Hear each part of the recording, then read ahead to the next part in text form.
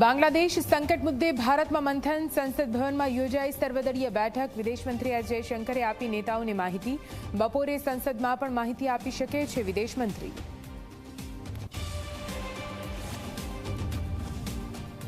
કમલમમાં પ્રદેશ ભાજપની મહત્વની બેઠક. ભાજપના રાષ્ટ્રીય મહામંત્રી તરુણ ચુગ રહેશે હાજર.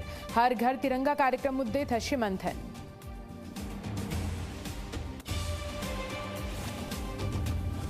વલસાડના ભાગડા ખુર્દમાં પૂરના પાણીએ મચાવી તબાહી. 3 ઘરોનો અડધો ભાગ પાણીમાં તણાયો. પ્રોટેક્શન વોલનું પણ ધોવાણ. 3 પરિવારના લોકોનું કરાયું રેસ્ક્યુ.